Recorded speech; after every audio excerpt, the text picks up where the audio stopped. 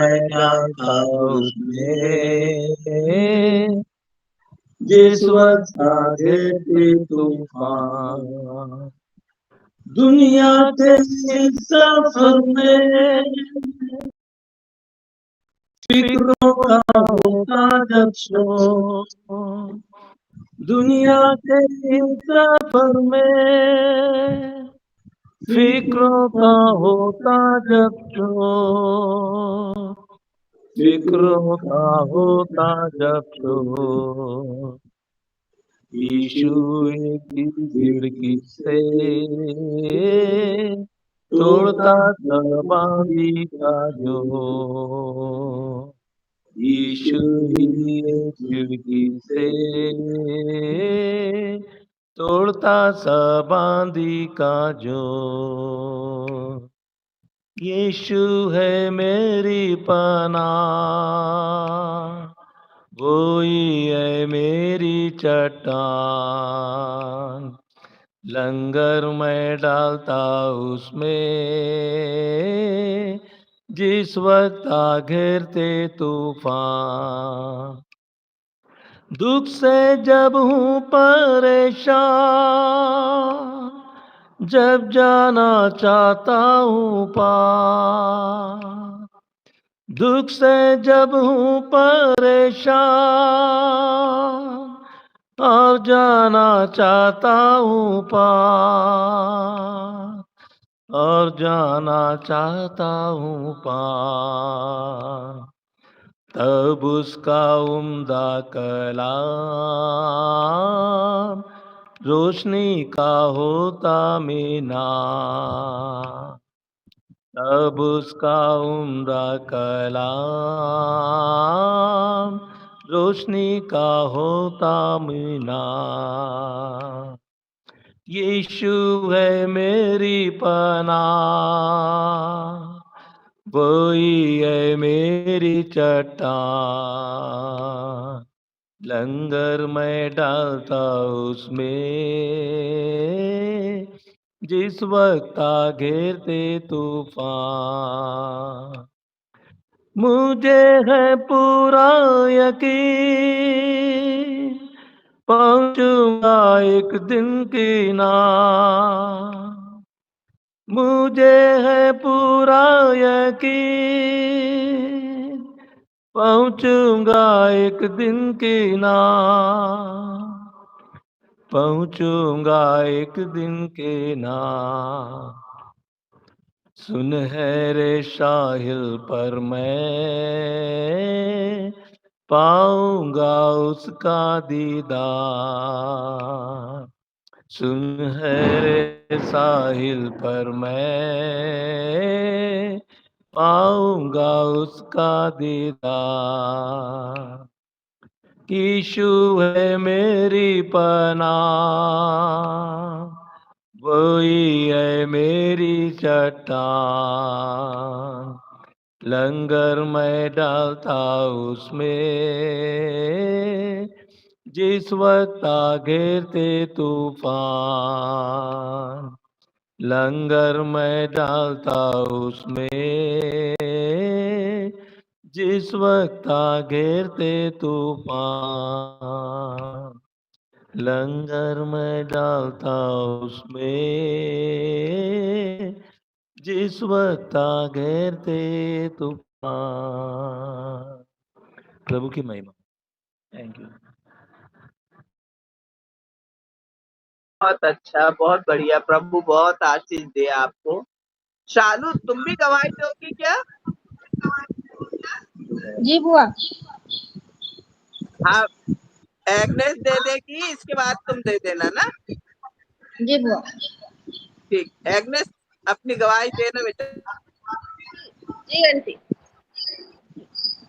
मेरी गवाही परमेश्वर का धन्यवाद हो कि परमेश्वर ने एक और अवसर दिया उसके उसकी गवाही देने के लिए, क्योंकि गवाही परमेश्वर के कार्यों को बताना एक दूसरे के साथ उसकी बातों को शेयर करने के ही जैसा है। तो परमेश्वर की गवाही, लेकिन जब परमेश्वर हमारे जीवन में काम करता है तो उसके साथ साथ शैतान भी अपना काम करता है। तो क्योंकि अंकल ने खुद मेरे को बोले थे कि गवाही देना, तो ये मुझे बहुत अच्छा लगा था कि अंकल ने खुद बोले कि कल तुम गवाही देना। आज सुबह से लेकिन ऐसा हो रहा था कि सुबह से मेरी तबीयत बिल्कुल भी ठीक नहीं थी। आज सुबह से जब मैं उठी, मैंने इनको टिफिन नाश्ता वास्ता दी और ये ड्यूटी चले गए, मैं और बेटा घर में अकेले थे। तो मुझे इतनी नींद आ रही थी क्योंकि मैंने रात में गोली खाई थी, मुझे थोड़ी प्रॉब्लम थी, तो मुझे सुबह इतनी नींद आ रही थी कि मैंने फट से अपने बेटे को नाश्ता कराई और मुझे इतनी ज्यादा नींद आ रही कि मैंने इनको फोन करी कि मुझे बहुत ज्यादा ऐसे लग रहा है कि मुझे नींद आ रही है। तो ये बोले ठीक है, थोड़ी देर सो जाओ, घर वर बंद करके इसको अंदर करके कार्टून लगा दो, ये देखता रहेगा, तुम सो जाना। मैं ऐसा सोई हूँ कि यहाँ इटारसी से मेरे घर से भाई मम्मी सब फोन कर रहे हैं, मैं किसी को फोन ही नहीं उठा रही हूँ। खुद वो भी ड्यूटी से फोन कर रहे हैं मुझे, मैं फोन ही नहीं उठा रही हूँ। लोग सब परेशान हो गए कि ऐसा क्या हो गया। मम्मी ने, भैया ने, सबने इनको भी फोन करे कि वो फोन नहीं उठा रही, क्या हो गया, घर में अकेली है। लेकिन मैं ऐसा सो रही हूँ कि मुझे मालूम ही नहीं है। तो इनने बोले कि गोली खाई, उसने रात में गोली खाई है, लेकिन वो थोड़ा सा उसको प्रॉब्लम हो गई, उसको नींद आ रही गोली की वजह से, इसलिए वो सो रही है। अब जब मैं 10 बजे की सोई, 1 बजे उठी, जबकि 2 बजे इनके आने का टाइम था। तो बहुत सारे मिस कॉल मम्मी के और भैया के, ये लोग बहुत ही ज्यादा चिंता कर रहे थे क्योंकि मैं और ये अकेले घर वहीं पे रहते हैं। तो जैसे जैसे मैं उठी, अब जब मैं उठी तो मुझे सबसे पहले ये ध्यान आया कि मुझे आज गवाही देना है। अब मुझे तबीयत अच्छी नहीं लग रही है, मैं कैसे गवाही दूंगी। मुझे अंकल ने खुद बोले गवाही देना है। मेरे को उसकी ज्यादा चिंता लगी कि मेरी गवाही छूट जाएगी, मैं कैसे करूंगी। इधर से मम्मी बोल रही नहीं, तेरी कल छुट्टी है, हस्बैंड की कल छुट्टी है संडे की, तो तू इधर आ जा, आराम लग जाएगा, थोड़ा अकेले वहां पे रहेगी, बाबू को भी संभालना रहता है। अब मैं कह रही कि अभी मैं इटारसी जाने के लिए निकलूंगी, 6 बजे ड्यूटी से आएंगे, हम लोग 7 बजे तक निकलेंगे, फिर 8:30 बजे तक, लेकिन इटारसी नहीं पहुंच पाऊंगी, 10 बज जाएंगे, तो मेरी गवाही फिर रह जाएगी। मुझे गवाही की इतनी चिंता लगी कि मैं कैसे दूंगी गवाही, मेरी गवाही देना छूट जाएगा। और मैं खाना फिर बड़ी मुश्किल से खाना बनाते बनाते ये सोच रही कि मैं गवाही की कैसे करूँ, कि मैं यदि निकलूंगी इटारसी भी जाऊंगी तो भी गवाही मेरी छूट जाएगी, मुझे अच्छा भी नहीं लग रहा, वो भी मेरी गवाही छूट जाएगी, क्या पता शाम तक और ज्यादा मेरी तबीयत खराब हो जाए। फिर मुझे काम करते करते परमेश्वर का वचन ध्यान आया कि अभी की चिंता कर, कल की चिंता उसके ऊपर छोड़ दे। तू अभी देख, अभी क्या करना है, कल की चिंता छोड़ दे। ये वचन मेरे एकदम से ध्यान में आया कि सच में जो अभी है मैं उसको देखूं, शाम की व्यवस्था परमेश्वर खुद कर देगा मेरे लिए। इधर से फिर मम्मी का फोन आया, इनके पास भी फोन चला गया कि नहीं उसको लेके यहाँ जाना, उसको अच्छा नहीं लग रहा है, बाबू भी परेशान करता है, उसको हाथ से खाना वाना खिलाना पड़ता है। फिर मैंने ली 6 बजे तुम ड्यूटी से आते हो, 7 बज जाते निकलते करते, 10 बजे तक घर पहुंचेंगे। तो ये बोले देखता हूँ, ये जल्दी ड्यूटी चले गए, 5 बजे के जाने वाले जल्दी चले गए, देखता हूँ। परमेश्वर की ऐसी दया हुई कि इनने जल्दी जल्दी अपने जो उनका काम था पेंडिंग, इनने निपटा लिया और ये 4 बजे घर आ गए। बोले ठीक है अपन जल्दी निकल जाते तो अपन जल्दी पहुंच जाएंगे। और ऐसी व्यवस्था हुई कि अभी बस 15 मिनट पहले ही मैं इटारसी पहुंची हूँ। तो परमेश्वर पिता का धन्यवाद है कि मुझे पूरा अवसर मिल गया मेरी गवाही देने का, कि उन्होंने मुझे समय से यहाँ पे पहुंचा दिया और 15 मिनट पहले ही मैं यहाँ बस मैं आई हूँ और मुझे मैसेज आ गया है मीटिंग का। तो इसके लिए परमेश्वर पिता का सबसे पहले तो यही एक गवाही हो गई कि आज की मेरी गवाही छूटते छूटते मेरी गवाही रह जाती यदि जरा भी आगे पीछे हो जाता। तो गवाही ये है कि जैसे हमारा भी कुछ दिन पहले विषय चल रहा था, परमेश्वर की बाट जोड़ना, प्रार्थना करना और परमेश्वर की बाट जोड़ना। तो परमेश्वर अंकल ने ये भी कहा था कि परमेश्वर हमारी प्रार्थनाओं को कभी कभी तुरंत भी आंसर दे देते हैं। हम बाट जोते हैं, थोड़ा समय, कभी समय लेता है परमेश्वर, कभी हमारी प्रार्थनाओं को तुरंत जवाब दे देता है। तो मेरे पास दोनों के उदाहरण है, परमेश्वर ने दोनों का उदाहरण मेरे जीवन में दिया है। तो मैं पहले बताऊंगी कि तुरंत वो परमेश्वर ने कैसे मेरी प्रार्थना का जवाब दिया। क्योंकि जब मैं पहले होशंगाबाद में रहती थी यहाँ से, तो हमारे घर के सामने मतलब खेत हुआ करता था। हमारा घर का रोड थी, रोड के सामने खेत हुआ करता था। तो कभी मतलब आप लोग ने देखा होगा कि मार्च अप्रैल में बारिश होती होगी, ये बहुत ही मतलब मार्च अप्रैल में बारिश नहीं होती। और मार्च अप्रैल फरवरी में जब गेहूं कटता है तो खेत वाले गेहूं के कटने के बाद आग लगा देते हैं, क्योंकि उस समय पे, क्योंकि ये थोड़े पहले समय की बात है, तो बाबू हमारा बहुत छोटा था, हम लोग ऊपर के घर में रहते थे और हमारे घर के सामने खेत था। खेत कटा और 2-3 दिन बाद खेत वाले आग ही लगा रहे थे। सुबह-सुबह ऐसा हुआ कि उन लोग ने सुबह-सुबह आग लगा दिए। तो थोड़ा धुआँ इधर-उधर होने लगा। इनको थोड़ा-सा धुएँ से इनको भी प्रॉब्लम होती है। तो ये उठे और एकदम से गुस्सा करने लगे कि सुबह-सुबह मतलब आग लगा दी, अब घर में आएगा, बाबू को भी परेशानी होगी। और ये एकदम से तैयार हुए कि बोले मैं जाता हूँ और खेत वाले से बोल के आता हूँ। अब मेरे को तो लड़ाई झगड़े की लगता है डर, ताकि किसी से लड़ाई झगड़ा ना हो। तो मैं इनको खूब रोकती, मैंने तुम जाने दो, मत बोलो, अपन को क्या करना, वो अपने खेत में लगा दो। ये लोग कितना ही बोल रहे हैं, अपन अकेले कहाँ जाके बोलेंगे और आप अकेले कहाँ जाओगे। ये लेकिन गुस्से करते जा रहे, बोले अभी इतनी दूर है, पास में आएगा तो कितना दूर आएगा। मैंने बोली आप रुक जाओ, अपने पीछे है बोलने वाला, तुम अभी रुक जाओ, अपने घर तक आने दो, घर के पास तक आने दो, घर के पास आएगा तब तो ठीक लगेगा। अभी तो वो बोल देंगे हम उतनी दूर आग लगा रहे, तुमको अभी से प्रॉब्लम हो रही है। अब वो लड़ाई झगड़े वाले तुम रहने दो, तुम चुप रहो। वही उल्टा मेरे पे गुस्सा होने लगे, जब मुझे परेशानी होगी तब तुम बोलना। जैसे तैसे मैंने इनको शांत कराई कि ठीक है तुम अभी अभी रहने दो, अपने घर तक आने दो। अब मैं अंदर जाके धीरे धीरे यही बोल रही, पापा कुछ तो कर दो, कहीं लड़ाई नहीं हो जाए, सुबह सुबह ये लड़ने नहीं पहुंच जाए किसी से। मेरे को सबसे ज्यादा तो लड़ाई का डर लग रहा है, ये पहुंच नहीं जाए। मैं अंदर अंदर मन ही मन में यही सोच रही, और वो आग जलती जा रही, घर के पास आती जा रही, घर के पास आती जा रही। जब ये पास में आ जाएगी सच में धुआं भर जाता है घर में, और धुआं भर गया, इसको यदि कुछ हुआ बाबू को, तो फिर इनको रोकना मुश्किल है, क्योंकि मुझे परेशानी तो देख लेंगे लेकिन इसको नहीं देख सकते। तो मैं यही दुआ कर रही अंदर जाके, प्रभु जी कुछ तो व्यवस्था कर दो, कुछ तो कर दो, लड़ाई नहीं हो, कुछ तो ऐसी व्यवस्था कर दो। परमेश्वर पिता ने ऐसा काम किया कि जैसे वो आग हमारे घर के थोड़े पास तक आई।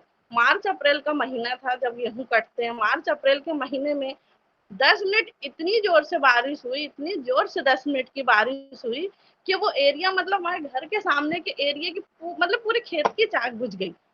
तो पूरे जंगल, पूरा खेत जला हुआ दिखता था, लेकिन बस हमारे घर का उतना एरिया जला हुआ नहीं दिखता था। तो जो भी शाम पड़े वहां से निकलते थे, हम लोग जब शाम को बैठते थे तो जो भी निकलते थे वो ये बोलते थे ये खेत वाला पागल था क्या, जो पूरा खेत जलाया है और इतना सा छोड़ा है, इसने इतना सा क्यों छोड़ा। और मैं सुनती थी तो मुझे ये लगता था कि इन लोग को कौन बताए कि वो खेत खेत वाले ने नहीं छोड़ा है, वो उससे छुड़वाया गया है, वो उससे छुड़वाया गया है, उसने नहीं छोड़ा है।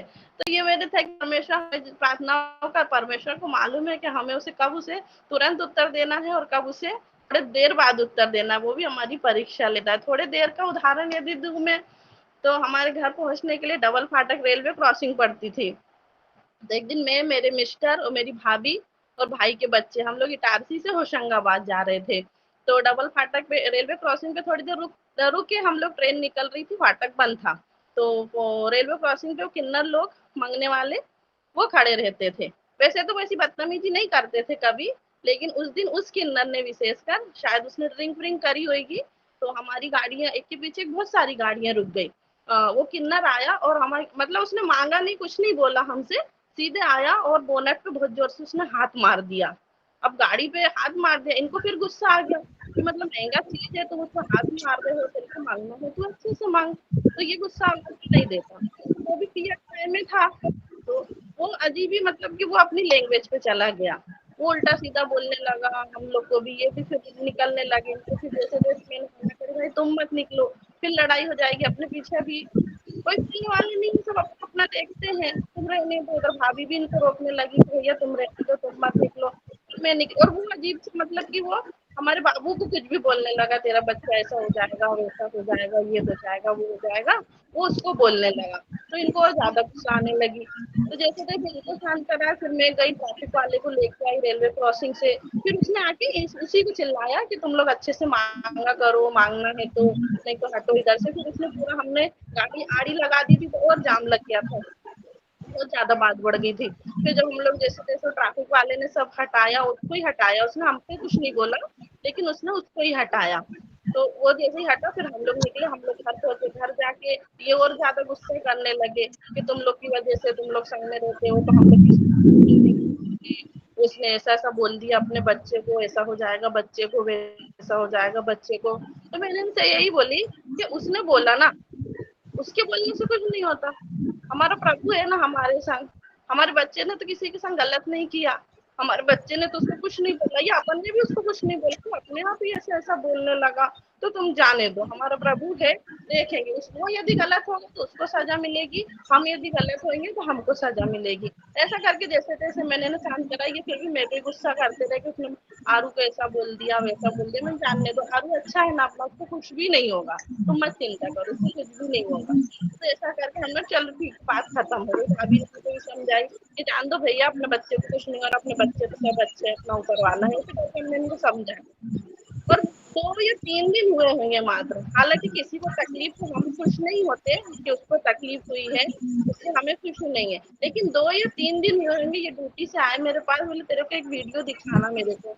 मैंने भी दिखाओ, तो उसी किन्नर को 2 लड़कों ने भाई उसी जगह पे बहुत मारे, और सिर्फ उन्हें इसलिए मारे कि ये लोगों को बहुत परेशान करता है, ये बहुत परेशान करता है। मैंने ठीक है, मैं तो यहाँ वीडियो आप ही देखो, कि अपन को बोलने की जरूरत नहीं है, अपना बोलने वाला अपने पीछे है, अपन को बिल्कुल भी जरूरत नहीं है इसके पीछे किसी से लड़ने की, झगड़ने की। अपन ने किसी के साथ गलत नहीं किए तो कोई अपने साथ भी गलत नहीं करेगा। परमेश्वर है अपने पीछे, अपने आगे, अपने आजू बाजू, परमेश्वर को घेर के चलता है, वो किसी भी प्रकार से अपनी हानि नहीं होने देगा। तो यही मेरी गवाही थी कि परमेश्वर हमारे साथ रहता है, वो हमारी प्रार्थनाओं का जवाब देता है, वो चाहे लेट दे चाहे जल्दी दे, उसे मालूम है किस प्रार्थना का हमें तुरंत जवाब देना है, किस प्रार्थना का हमें लेट जवाब देना है। तो परमेश्वर पिता का धन्यवाद। परमेश्वर पिता, मुझे तो ऐसा लगता है कि मेरे संग संग ही रहते, और मैं परमेश्वर पिता से ऐसी बात करती हूँ जैसे वो मेरे घर के सदस्य हैं।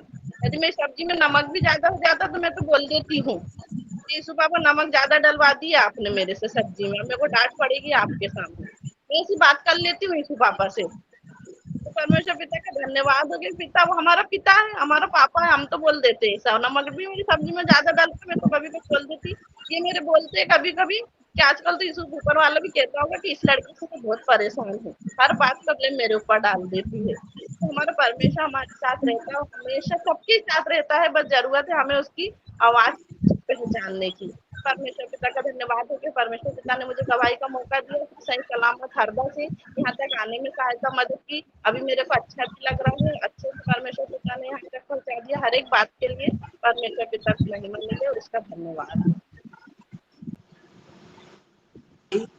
बहुत सुंदर गवाही, क्योंकि हमारा परमेश्वर यहोवा उपाय करने वाला है।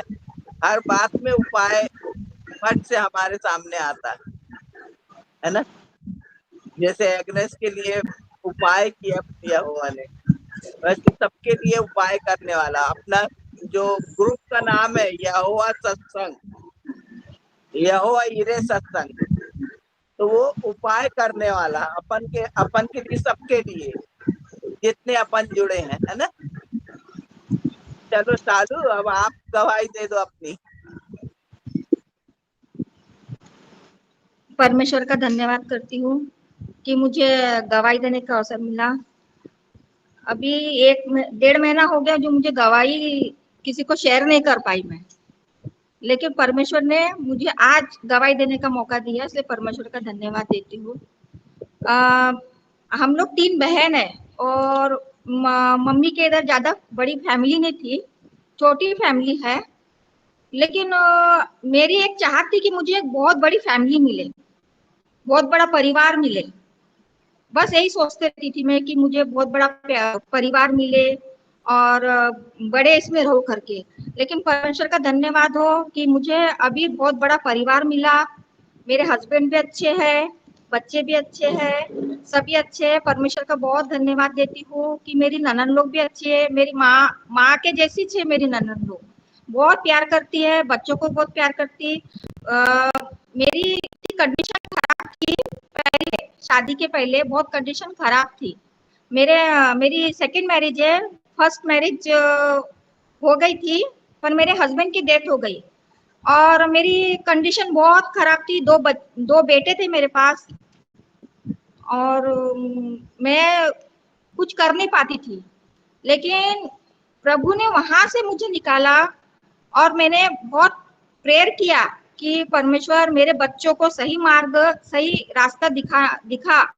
मेरे बच्चे बिगड़ना नहीं चाहिए, उनको पापा नहीं है, कोई नहीं है, मैं अकेले जॉब करती हूँ, दोनों बच्चों को कौन संभाले। लेकिन परमेश्वर ने वहां से निकाला। मैं एक छोटे बस्ती में रहती थी, लेकिन उस जगह से मुझे परमेश्वर ने और मेरे बच्चों को वहां से निकाला। एक दिन ऐसा आया कि मैं जहाँ आंटी के यहाँ जॉब करती थी, वो आंटी ने ऐसी बात किया मुझसे, और मैं रोमन कैथलिक थी, परमेश्वर के बारे में उतना तो नहीं पता था, लेकिन जब मैं चर्च जाती थी तो बस प्रेयर, वो माँ लोगों की जैसी प्रेयर करते वैसी प्रेयर करती थी, तो मुझे परमेश्वर के अधीन में जाने का मौका ही नहीं मिलता था। लेकिन जब वो आंटी के इधर मैं जॉब करती थी, तो आंटी ने मेरे कंडीशन देखा और उसने मेरे लिए अच्छा ही सोचा। मैंने मना करा था, लेकिन वो आंटी ने बोले नहीं, बोले तेरे लिए अच्छा है, बोले परमेश्वर चाहा तो तेरे लिए और तेरे बच्चों के लिए पूरी लाइफ अच्छा रहेगा। और मैं बहुत निराश थी, लेकिन उन्होंने मेरा रिश्ता जोड़ा और ये मेरे जीवन में आए। मेरी सेकंड मैरिज है, और इनके साथ साथ मेरी जो इच्छा थी कि मेरे को बहुत बड़ा फैमिली मिले और बहुत बड़ी फैमिली मिले। मेरी प्रभु को बहुत धन्यवाद देती हूँ कि मेरी जो ननद लोग है मेरी माँ के जैसी है, बहुत चाहती। मदलीना बुआ वगैरह बहुत प्यार करती मेरे को, किन्ना बुआ, कैलिन बुआ, सभी लोग। और मेरे जो जेठ लोग भी है वो मेरे पापा के जैसी है, मेरे को बहुत प्यार मिलता। और खास करके जब अपने फर्स्ट मैरिज के जो बच्चे रहते उनको अपनाने को वक्त लगता, दूसरों को जब अपन सेकंड करे पापा लोगों को अपनाने को वक्त लगता। लेकिन मेरे जो ननद लोग ऐसा बोलते ही नहीं, वो सिर्फ यही बोलते हैं कि नहीं हमारे भाई के बच्चे हैं, हमारे भाई के बच्चे, हमारी भाभी है, हमारे भाई के बच्चे, बस। और बच्चे लोग भी इतने घुल मिल गए कि लगता ही नहीं कि वो दूसरे इसमें से आए करके। लेकिन प्रभु को बहुत धन्यवाद करती हूँ कि प्रभु ने अच्छे मार्ग से लाया। बहुत बिगड़ने वाले बच्चे थे, लेकिन प्रभु ने उन्हें चुना, और दोनों बच्चे बहुत अच्छे, कोई उनको ऐसा कुछ शौक नहीं है। और दोनों भी पढ़ाई में बहुत ये किए। मैं तो प्रभु को बहुत धन्यवाद देती हूँ कि हर मुसीबत में मुझे साथ दिया परमेश्वर ने, हर बीमारी से मुझे बचाया। और मेरा छोटा बेटा बस बिजनेस बिजनेस बिजनेस सोचता था कि मैं कुछ करूं। उसने बिजनेस भी शुरू किया, लेकिन प्रभु ने उसके जीवन में ऐसा काम किया। मेरे जेठ और मेरी ननद लोग बोलती थी कि नहीं, प्रभु के अधीन रहो बेटा, कि तुम्हें कुछ अच्छा मिले। तो उसने बाइबल ट्रेनिंग किया, और पूरा जो बिजनेस है ना, वो बिजनेस को उसने छोड़ दिया। लेकिन इतना प्रभु में आ गया, लोनावाला में उसने ट्रेनिंग किया, और अभी प्रभु के बहुत अधीन है। बस बोलता है कि परमेश्वर ही हमारे लिए रास्ता खोलेगा, हमारे लिए मार्ग चुनेगा करके। ये सारी शिक्षाएं मेरे को यहाँ आके मिली। मेरे सेकेंड हस्बैंड के परिवार में मिली, कि सारे लोग यही बोलते कि नहीं ये बच्चे बहुत अच्छे हैं, प्रभु का बहुत अनुग्रह है कि मेरी ननद लोग बहुत प्यार करते हैं। मैं उनका भी बहुत धन्यवाद करती हूँ। और मैं ज्यादा पढ़ी लिखी नहीं हूँ, मेरे को आँख से परेशानी है। मेरे सर जब मैं हुई थी, अभी तो मुझे बहुत कुछ दिखाई दे रहा है। और मैं जब हुई थी तो ये सर आधा मेरा पानी से भरा था, तो ना मैं देख पाती हूँ, गौर से नहीं देखती थी, और ना पढ़ पाती थी, ना कुछ। लेकिन ये ऐसी इस पे भी मुझे प्रभु ने इनकी फैमिली में मुझे जोड़ा, इसलिए प्रभु को बहुत धन्यवाद देती हूँ। और आप लोगों ने मेरे लिए प्रेयर किया, तो मैं भी गौर से देख पा रही हूँ, आप लोगों को भी मैं गौर से देख पा रही हूँ। क्योंकि मैं अगर देखती थी तो आंखें घुमा लेती थी कि मुझे यहाँ दोनों साइड बहुत पेन होता था। लेकिन जब से अंकल ने प्रेयर किया, आप लोगों ने प्रेयर किया, तो मैं विश्वास करी और मैं अच्छे से देख पा रही हूँ, इसलिए प्रभु को धन्यवाद देती हूँ। और मैं कल की बात है, कल मैं ऐसे झाड़ू मार रही थी, एकदम झाड़ू मारते मारते मुझे एक साइड में पूरा इतनी जोर से मुझे पेन हुआ, कमर में चमक हुई कि मैं एकदम गिरते गिरते वो बल्ली को पकड़ा, फिर ये आए और मुझे पकड़े। पर कल वैसे बिल्कुल नहीं हो रहा था, मैं रो रही थी, मुझे कुछ भी नहीं, बैठना उठना बहुत मुश्किल हो गया। लेकिन मैं प्रभु से प्रेयर ही कर रही थी। कल मैं यहाँ शाम को प्रेयर पे बैठने भी मुश्किल हो रहा था, पर भी मैं प्रेयर पे बैठी, प्रभु ने मुझे चंगाई दी। अंकल ने मेरे लिए प्रेयर किया, आप लोगों ने प्रेयर किए, और अंकल ने बोला कि मैं शालू के लिए प्रेयर करती, तो मुझे की बहुत खुशी हुई कि अंकल ने मुझे चुना प्रेयर के लिए, और प्रभु ने उनके दिल में काम किया और मेरे लिए प्रेयर किया, और मैं अभी ठीक हूँ। आज दिन भर भी मुझे थोड़ा सा लगा, लेकिन रात से मुझे थोड़ा अच्छा लगा। आज मैं बैठी हूँ, भली चंगी हूँ, इसलिए प्रभु को बहुत धन्यवाद देती हूँ। हर बीमारी से बचा के रखा प्रभु ने, हर मुसीबत से मुझे बचा के रखा और आगे भी बचाएगा, क्योंकि परमेश्वर मेरे साथ है। और आप लोग सब मेरे लिए और मेरे घराने के लिए प्रेयर करना। और मेरी मेरी जो ननद लोग बाहर रहती है उनके लिए भी प्रेयर रखती हूँ कि वो बाहर रहते हैं, इसलिए मैं प्रभु को धन्यवाद देती हूँ। और सब बच्चों के लिए, और मुझे बहू भी अच्छी मिली, जवाई लोग भी सब अच्छे मिले, इसलिए प्रभु को धन्यवाद देती हूँ। इन सब के लिए आप लोग प्रेयर करना। मैं प्रेयर रिक्वेस्ट रखती हूँ, छोटी विनती आपसे करती हूँ, यीशु नाज़री के नाम पे मांगती हूँ। बहुत सुंदर गवाही की शालू, प्रभु बहुत आशीष दे और अच्छी रहेगी। अपन एक पूरा यहोवा हीरे सत्संग, अपन एक पूरा घराना है। हम सब एक दूसरे के दुख सुख के भागी हैं। हम लोग सब एक दूसरे के लिए प्रेयर करें। अपन सब एक दूसरे को याद करेंगे प्रेयर में, बिल्कुल हमेशा याद रखेंगे सबको, है ना। तो अपन एक छोटा झुंड है, प्रभु की अपन भेड़े हैं सब, है ना। और बस प्रभु की संगति में अपन को रहना है। अनुराग भाई कहाँ हैं? आप आइए आगे।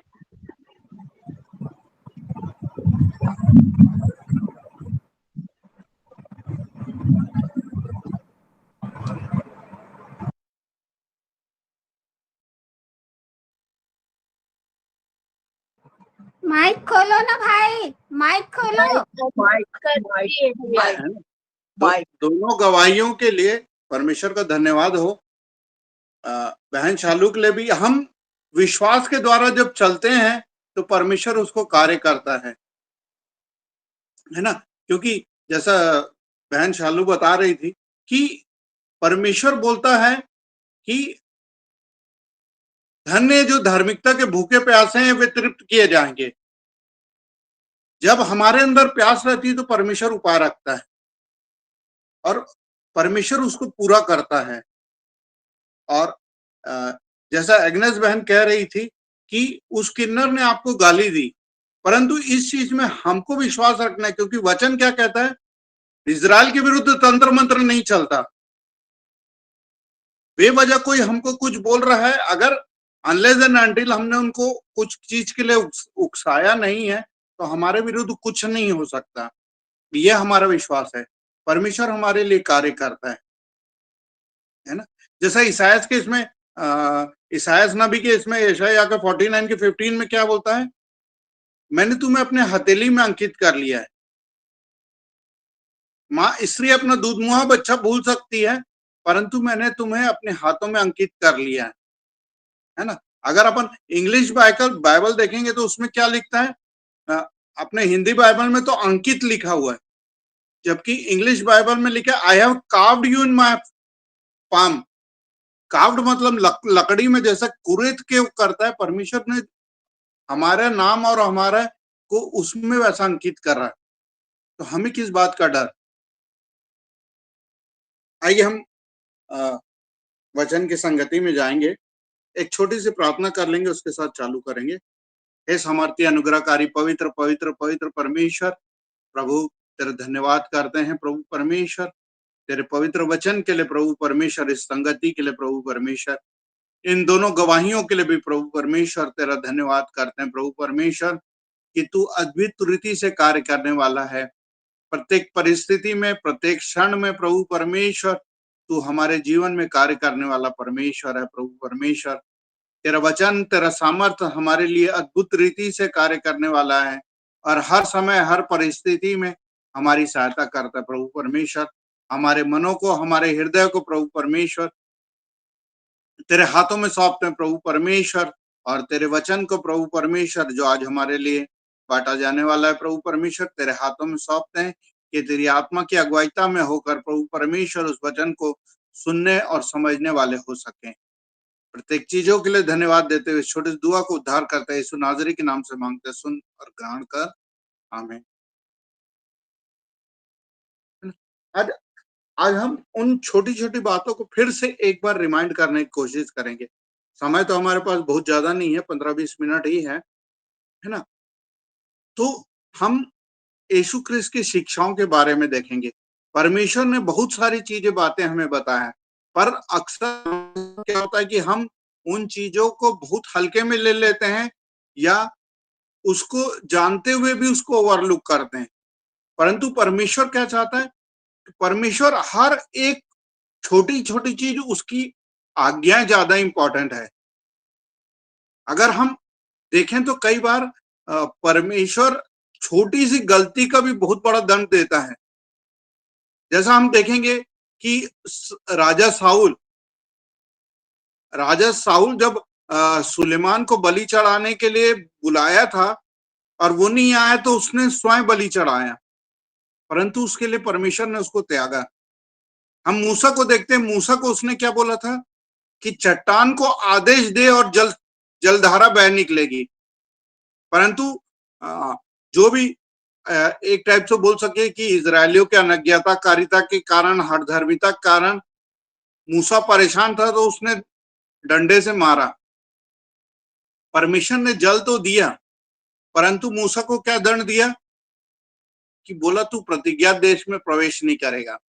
तो हमको कई बार इन चीजों को समझने का जरूरत है कि हम कई बार बहुत सारी चीजें परमेश्वर की आज्ञा और बोला जाए तो आज की डेट में हम इस युग में हमारे पास इतना सारे साधन है, इतने सारे चीज है। परमेश्वर का वचन लिखित रूप में उपयोग है, नेट है हमारे पास, यूट्यूब के द्वारा भी बहुत सारे चीज सामग्री उपलब्ध है। आज हम देखा जाए तो इस मोबाइल के अवेलेबिलिटी के कारण सब अलग अलग जगह में रहने के बावजूद एक साथ जुड़े हुए हैं। तो इन चीजों को हमको समझने की जरूरत है कि हम इस कठिन समय में भी परमेश्वर के वचन और उनकी छोटी छोटी चीजों को पर ध्यान रखो कि कई बार होता है कि हम एक छोटी सी गलती के कारण, जैसा हम जानते हैं कि नाव में एक छोटा सा दरार या एक छेद होता है और अगर उसको आप इग्नोर करो तो धीरे धीरे वो पूरा नाव डूब जाती है। तो हमारे मसीह जीवन में भी कई बार हम इन छोटी चीजों को, परमेश्वर की छोटी शिक्षाओं को इग्नोर ना करें, है ना।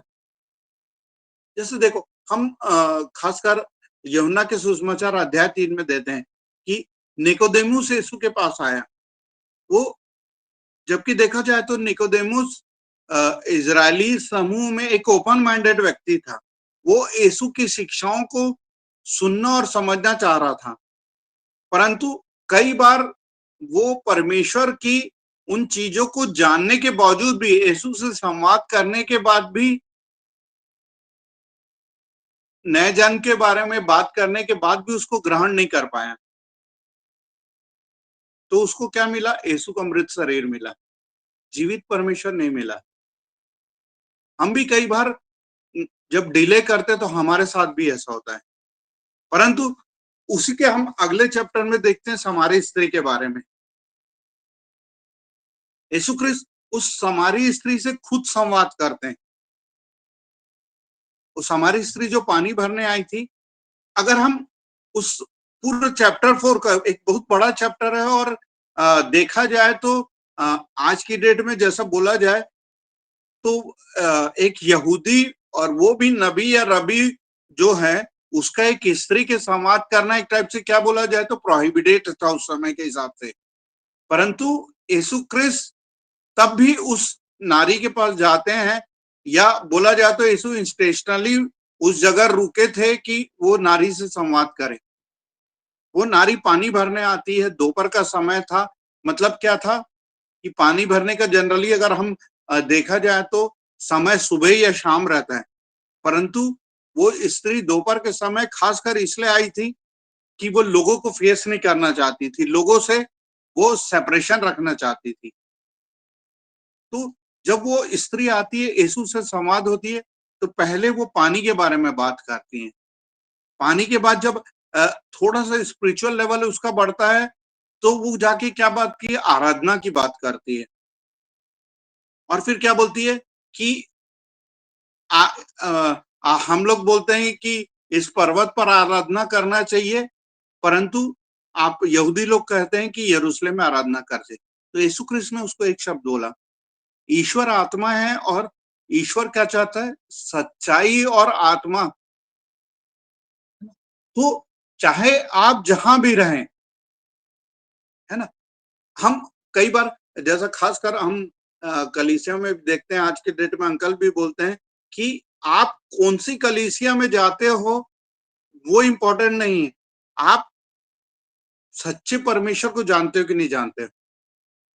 हम कई बार क्या होता है, रिधि विधि और इस चीजों के बारे में मैं कई बार जब एनालिसिस करता हूं, जो चीज इजरायलियों के साथ हुआ था, परमेश्वर ने इजरायलियों को 10 नियम दिया था, निर्गमन में हम देखते हैं, और इजराइल से मिस्र से निकालने के बाद 10 नियम दिया था, उसका उन लोग ने क्या किए, 600 नियम बना दिए और सब नियम बना दिए,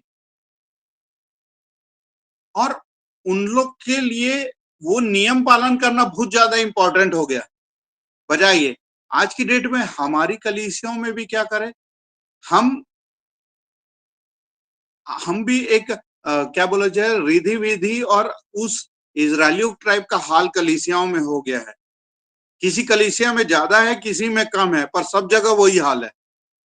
तो बोला जाए तो हम उन चीजों को ज्यादा इंपॉर्टेंस देते हैं कि ऐसा होता है तो करना है, परंतु कई बार क्या रहता है कि हम जो नियम जिस समय और जिस समय के हिसाब से उसको बनाया गया था, वो परिस्थिति हो सकता कुछ और रहा हो, परंतु आज की डेट में वो रिलेवेंट नहीं है। आपके कलीसिया में अगर कुछ नियम है तो वो क्यों किया है, आप उसको उसका देखिए, कलीसिया में अगर आज के डेट में हम देखें कोई भी नियम, जैसे परसों नरसों के उपदेश में अंकल उपवास के बारे में ही बोले कि खासकर चालीसा के 40 दिन पहले जो उपवास है, तो कि केवल वो 40 दिन उपवास करने का नहीं, परंतु जैसा मैं समझता हूं, मेरा सोचना है कि वो चीज रखने के पीछे कलीसिया का मूल उद्देश्य क्या रहा होगा कि हम इन 40 दिनों में यीशु क्रिस्त के मृत्यु, दुख भोग और पुनरुत्थान के बारे में मनन चिंतन करें, न कि केवल शारीरिक प्रोहिबिटेशन।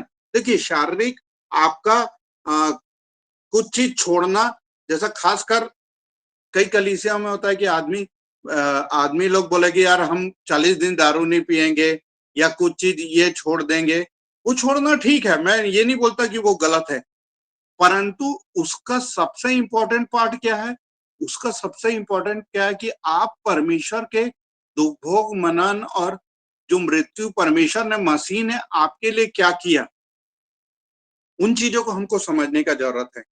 हम जब इन चीजों को समझने और इन चीजों के ऊपर विचार करने लगेंगे, और कोई भी नियम क्यों किया है, उसका बिब्लिकल रेफरेंस क्या हो सकता है, उन चीजों को जानने की कोशिश करेंगे। मैं तो हमारी कलीसिया में भी अगर कुछ चीज करने के लिए जाते हैं, तो जैसे मैं पैरिश काउंसिल मीटिंग में मैं तो बोलता है इसका क्यों कर रहे हैं हम, ये रिलेवेंट है तो करें, ठीक है, नहीं है तो मैं तो बोलता हूँ मैं तो इसमें सहभागी नहीं, आप लोगों को करना है करो, नहीं करना मत करो। परंतु हम जब इन चीजों को समझना और उस चीज को जानना चालू करते हैं, तो परमेश्वर क्या करता है, हमको बताता है। अगर उस चीज का बिब्लिकल रेफरेंस और बाइबल में उस चीज की अनुमति देता है तो आप करो, और नहीं करना चाहता है तो आप उसको छोड़ सकते हो। मैं तो बहुत सारे चीज के लिए सहभागी नहीं होता, तो हमको इन चीजों को समझने का जरूरत है। अगर आपके कलीसिया का नियम है कोई, अगर आपको लगता है कि परमेश्वर का वचन उसके बारे में क्या कहता है, तो उन चीजों को देखो। कई चीज आज की डेट में समय के हिसाब से इररिलेवेंट हो गया, परंतु हम लकीर के फकीर बन के उसको पालन करें ये जरूरी नहीं है। खासकर हम देखते हैं यीशु क्रिस्त ने क्या बोला कि परमेश्वर भी उन सबों को बोला, है ना। जैसा हम देखते हैं मत्ती 23 में बोलता है, उसका 13 से अगर हम 36 पढ़ेंगे, मत्ती के अनुसार सुसमाचार अध्याय 23 13 से 36।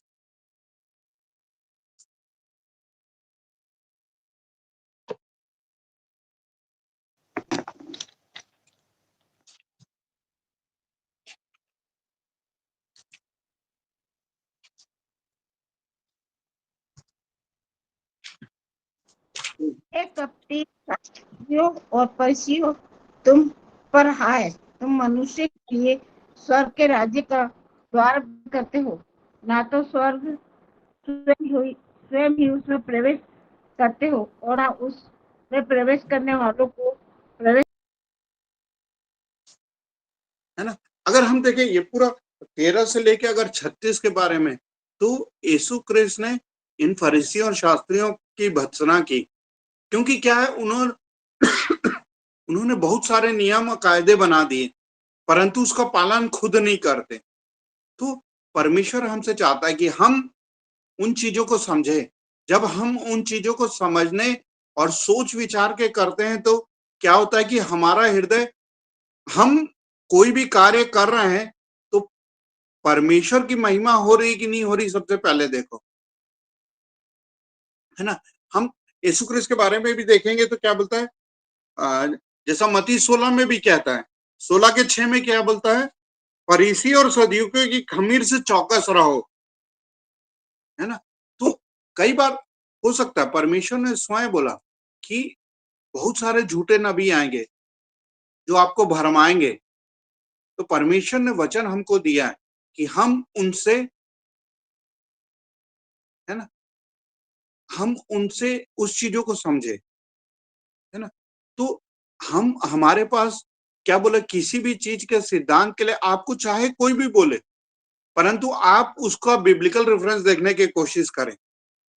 आज की डेट में आप एक सब्जेक्ट वाइज भी हेडिंग डाल के यूट्यूब में ढूंढो या गूगल में सर्च करो तो आपको बहुत सारे बिब्लिकल रेफरेंस मिल जाएंगे।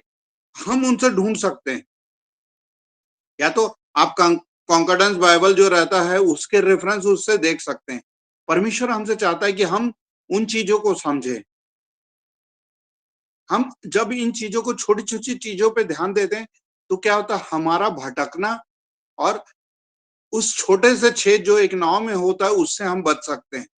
परमेश्वर हमको उससे बचाना चाहता है कि हमको सावधान रहने का जरूरत है कि हम इन चीजों से बचें। दूसरा चीज क्या आता है कि परमेश्वर हमसे कई बार चाहता है कि हम आत्मा, जैसे फरीसी सामारी स्त्री को उसने क्या बोला, आत्मा और सच्चाई से। परमेश्वर चाहता है कि हम आत्मिक रूप से और सच्चाई से भी, परमेश्वर हमारा से चाहता है कि हम जो अंदर रहे हमारा बाहर भी वही रहे, हम हिपोक्रेट नहीं बने। खासकर हम जैसे देखते हैं, अभी हमने जो बाइबल में रेफरेंस देखते हैं, अगर आप इसको बाद में पढ़ोगे तो समझोगे कि फरीसियों को गाली देते। हम उसको कोरिलेट करते हैं कि हम कहीं वैसे तो नहीं है हमारे जीवन। जैसे परमेश्वर क्या बोलता है कि मत्ती अध्याय 5 में भी क्या बोलता है, 33 से 48 अगर देखोगे तो क्या बोलता है, शपथ मत खाओ, आपकी बात क्या हो, हाँ की हाँ हो और ना की ना हो, है ना। जैसा अगर आप उसमें रेफरेंस में देखो तो बोले ना आकाश की शपथ खाओ क्योंकि वो पृथ्वी परमेश्वर का सिंहासन है, न पृथ्वी की खाओ क्योंकि वो परमेश्वर का पावदान है, ना आपके सिर के करो क्योंकि आप अपना बाल एक ना काला ना सफेद कर सकते, है ना। आपकी बात परमेश्वर क्या बोल रहा है, हाँ की हाँ हो और ना की ना हो। परमेश्वर हमसे चाहता है कि हम सच्चाई के साथ जिए, हमारा अंदर का मनुष्यत्व जो रहे वही चीज हमको बाहर दिखे, है ना। परमेश्वर हमसे क्या चाहता है कि हम अपने भाई को अपने समान प्यार करें। यीशु क्रिस्त ने जो 10 नियम थे उसको 2 में बदल दिया, कि दूसरा जो नियम था अपने भाई को अपने समान प्यार करना, है ना। जब पेतरुस उससे पूछता है कि अपने भाई को कितने बार क्षमा करना, तो बोलता है 7 गुना 70 बार। तो इसका मतलब क्या है कि आप उसको गिनती नहीं रखो, जब वो गलती करे क्षमा मांगे तो आपको क्षमा करना है। आप उसको क्षमा कर देते हो तो क्या करते हैं कि आप उस बंधन से बाहर निकल जाते। परमेश्वर हमसे चाहता है, परमेश्वर हमसे चाहता है कि हम उसके प्रति सच्चाई के साथ रहें, क्योंकि परमेश्वर सच्चे हृदय और सच्चे मन वाले को क्या करता है, अपने समान अपने पास बुलाता है। क्योंकि यीशु क्रिस्त खुद बोलता है कि मुझसे सीखो, मैं स्वभाव में क्या हूं, नम्र और दीन हूं। परमेश्वर हमको क्या करना चाहता है, नम्र और दीन बनाता है। हम सांसारिक रूप से भी देखते हैं कि जो पेड़ फलता है वो झुकता है ना। और जो झुकता है वो बचता है। कई बार हम देखते हैं बड़े बड़े तूफान में बड़े बड़े पेड़ अच्छे खासे पड़े जो दिखते हैं उजड़ के उखड़ जाते हैं, परंतु जो लता और ये कोमल जो जो उस बहाव में झुक जाती हैं वो बच जाती हैं। तो परमेश्वर हमसे चाहता है कि हम झुके। परमेश्वर हमसे चाहता है कि हम नम्र और दीन बने। परमेश्वर हमारे जीवन में हमको क्या करता है, एक नम्रता और दीनता का, क्योंकि यीशु की से इसलिए खुद क्या बोला कि मुझसे सीखो मैं स्वभाव से नम्र और दीन, है ना। जैसा हम फिलिपी अध्याय 2 में कहते हैं, 2 में क्या बोलता है कि परमेश्वर को पूरा अधिकार था, परंतु उसने क्या किया, एक दास का रूप धारण किया और मृत्यु तक आज्ञाकारिता बना। परमेश्वर हमसे सबसे बड़ी चीज परमेश्वर जो चाहता है आज्ञाकारिता। परमेश्वर का जो वचन जिस चीजों के लिए कहता है, परमेश्वर उससे चाहता है कि हम उसके ऊपर दृढ़ रहें, हम उनको जाने और उसके ऊपर चलने वाले हो सकें। क्योंकि जब हम उन चीजों को इग्नोर करते हैं तो क्या करते हैं, हमारे जीवन में उन चीजों के लिए एक लूप होल और शैतान को एक मार्ग सूझता है। उस लूप होल से परमेश्वर शैतान घुसता है और हमारा आध्यात्मिक जीवन बर्बाद हो जाता है ना। और खासकर यीशु क्रिस्त क्या बोला कि सबसे पहले परमेश्वर के राज्य और उसकी धार्मिकता की चिंता करो, बाकी चीज तुम्हें स्वयं मिल जाएगी। जब हम परमेश्वर के राज्य, धार्मिकता और उसकी चिंता करते हैं तो परमेश्वर का एक एक वचन हमारे जीवन में पूर्ण करता है। परमेश्वर क्या बोलता है कि जो घास आज उगी और शाम को सूख कर जो भट्टी में जला दिया जाएगा, परंतु क्या बोलता है कि आज की डेट में अगर हम देखें, इजरायलियों में सुलेमान से बड़ा कोई नबी नहीं हुआ, हाँ सुलेमान से बड़ा राजा कोई नहीं हुआ, और उसका धन भंडार इतना था कि शेबा की रानी उसको देखने के लिए आई थी। परंतु परमेश्वर क्या बोलता है कि जो जो चीज आज उगा और शाम को हो गया, परंतु सुलेमान उसकी बराबरी नहीं कर पाए। तो हमको व्यर्थ की चीजें और सांसारिक चीजों के लिए ध्यान देने का जरूरत नहीं है। परमेश्वर क्या क्योंकि हम अगर भजन संहिता में देखें तो दाऊद क्या बोला था, मैं जवान था और बूढ़ा हो गया, परंतु मैंने धर्मी की संतान को भीख मांगते नहीं देखा। यह हमारे लिए एक प्रतिज्ञा है कि परमेश्वर, जब हम हमारे बच्चों और इन चीजों को परमेश्वर के प्रति समर्पित करते हैं तो परमेश्वर उससे मार्ग निकालता है, परमेश्वर हमको उसको बचाता है। जब हम परमेश्वर के लहू के थ्रू अपने बच्चों को रखते हैं, परमेश्वर उसको प्रोटेक्ट करता है। इसलिए नीति वचन में क्या बोलता है कि अपने पुत्र को बचपन से शिक्षा दे जिससे वो जवानी में नहीं भटके। क्योंकि आप जब वो कोमल लकड़ी रहता है उसको जैसा शेप दोगे, बाद में वो वैसी विकसित होकर पेड़ बनेगा।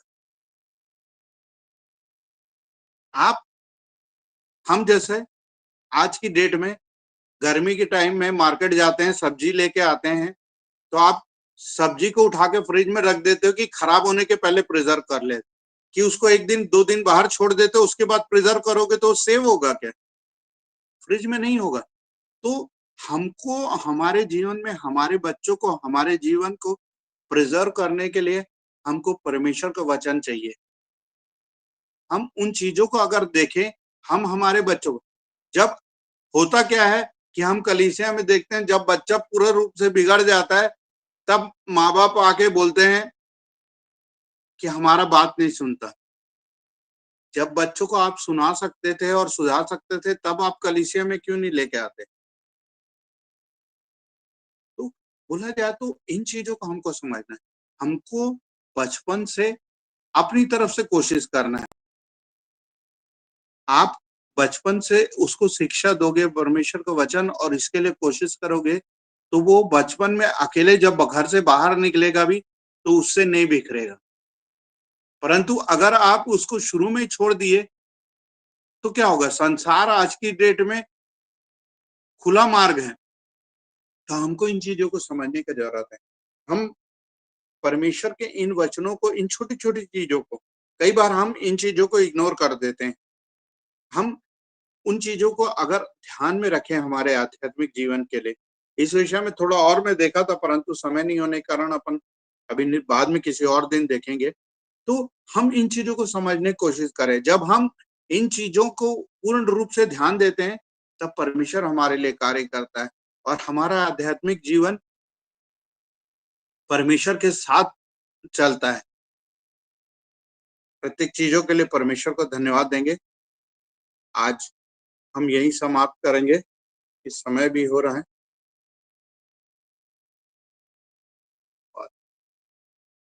अजय भाई, आप प्रार्थना कर लीजिए।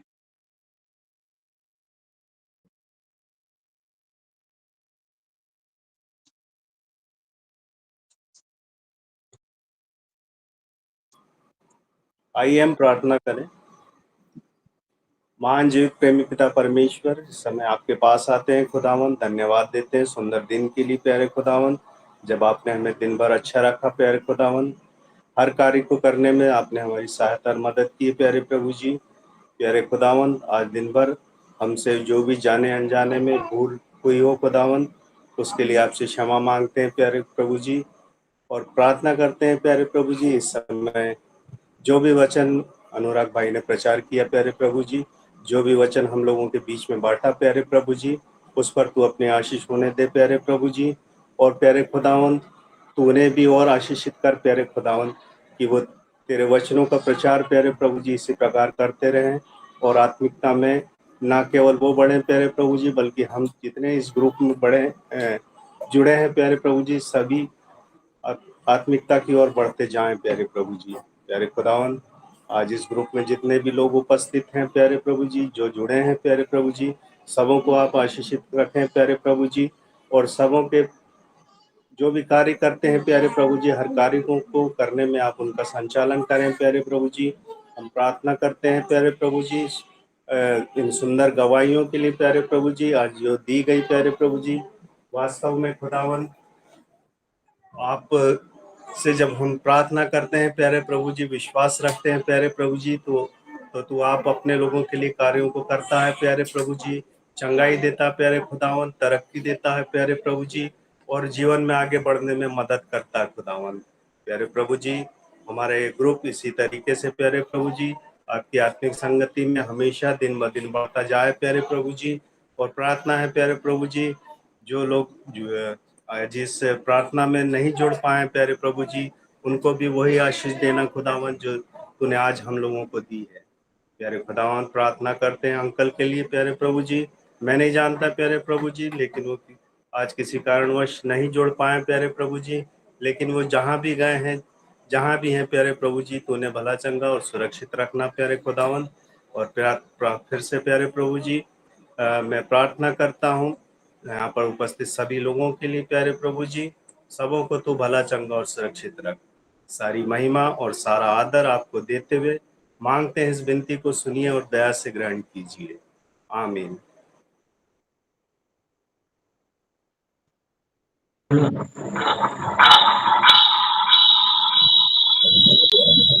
सभी को जय मसीह। जय मसीह।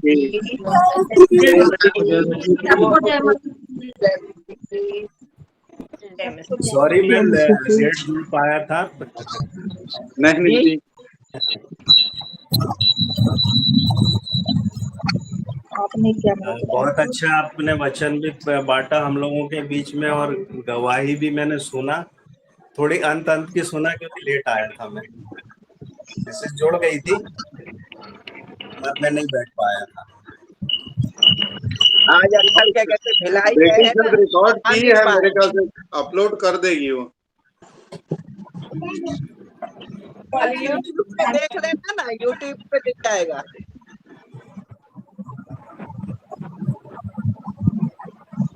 रोज आ रहा मैसेज का यूट्यूब पे।